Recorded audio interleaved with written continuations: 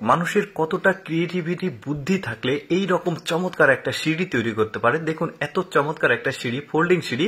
এই সিঁড়িটাকে নিচে নামানো যাচ্ছে, আবার ফোল্ডিং করে উপরে রাখাও যাচ্ছে। দর্শক, আজকের ভিডিওতে আমি আপনাদেরকে এমনই কিছু ক্রিয়েটিভ বুদ্ধিমান মানুষের কাজকর্মগুলো দেখাবো যেগুলো দেখে অবাক হয়ে যাবেন আপনারা। যেমন এই বাড়িটাকে দেখুন, 3টা ফ্লোরই চমৎকার ভাবে এইদিকে ওইদিকে রিমুভ হচ্ছে। দারুণ, পুরো বাড়িটাই কিন্তু এইদিকে ওইদিকে সরানো যাবে।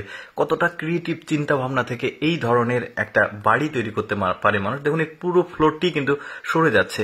দারুণ চমৎকার। আরো অনেক কিছু দেখাবো আপনাদেরকে, ভিডিওটা পুরোপুরি দেখতে থাকুন। দেখুন এই লোকটা প্রথম দৃষ্টিতে দেখে মনে হবে একটা খাঁচা তৈরি করছে, বাট না, পুরোটাই একটা গাছ। দেখুন এই ডালগুলোও কিন্তু গাছ, পুরোটাই একটা বিশেষ প্রসেসিং এর মাধ্যমে এইরকম একটা আকৃতি নিয়ে আসা হচ্ছে। তারপরে ফাইনাল রেজাল্ট দেখুন কি চমৎকার। এই গাছটা উপরে ফুল ধরেছে, পুরোটাই কিন্তু গাছ, এটা কোনোটাই খাঁচা না। দারুণ একটা ক্রিয়েটিভ চিন্তা ভাবনা। তারপরে এটা দেখুন একটা ছবি আঁকিয়েছে আর নিচের অংশটা গাছ লাগিয়েছে সবুজ, উপরে ফুলের গাছ লাগিয়ে চুল তৈরি করেছে। কি দারুণ। আচ্ছা দেখুন, পাহাড়ি অঞ্চলের মানুষজনের কিন্তু পানির সংকট হয়, বিশুদ্ধ পানির। তো ওরা যখন বৃষ্টি আসে, ওই বৃষ্টির পানিগুলো বিশেষ পদ্ধতির মাধ্যমে ওরা চাল থেকে, টিনের চাল বা ছাদ থেকে সংগ্রহ করে এই পানিগুলো খায়। একদমই বিশুদ্ধ, কোনো প্রকার আয়রন নাই। দারুণ কিন্তু বুদ্ধি। দেখুন আমরা সাধারণত বৃষ্টির পানি খাই না, কিন্তু ওরা এইভাবে পানি খায়। এরপরে দেখুন এই মহিলাটা দারুণ ক্রিয়েটিভিটি। দেখুন হাত দিয়ে কি চমৎকার ভাবে ফুলের ছবি আঁকছে, দারুণ কিন্তু লাগছে দেখতে। বিশেষ একটা পদ্ধতি। দেখুন এইভাবে অনেকেই ছবি আঁকে না কিন্তু। তারপরে এটা একটা রাজমিস্ত্রি, আর ওর কাজ দেখুন কি চমৎকার। জিনিসগুলো স্টিকারের মতো লাগাচ্ছে।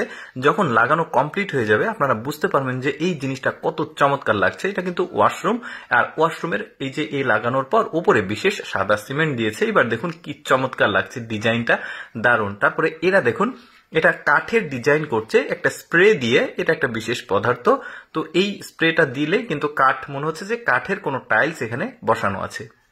বেশ চমৎকার কিন্তু ওদের বুদ্ধিগুলো। এরপরে এটা দেখুন বিশেষ একটা বুদ্ধিতে এই চেয়ারটা তৈরি করেছে। এটা টুল হয়ে যাবে, আবার চেয়ার হয়ে যাবে। আবার আরেকটা চেয়ার দেখাই, দেখুন এটা একটা ফোল্ডিং চেয়ার। কি চমৎকার বুদ্ধি খাটিয়ে জিনিসটাকে তৈরি করেছে, আমার কিন্তু বেশ চমৎকার লেগেছে। আরো কিছু দেখাবো আপনাদেরকে। দেখুন এই লোকটা এমন একটা বুদ্ধি খাটিয়ে এই জিনিসটাকে তৈরি করেছে।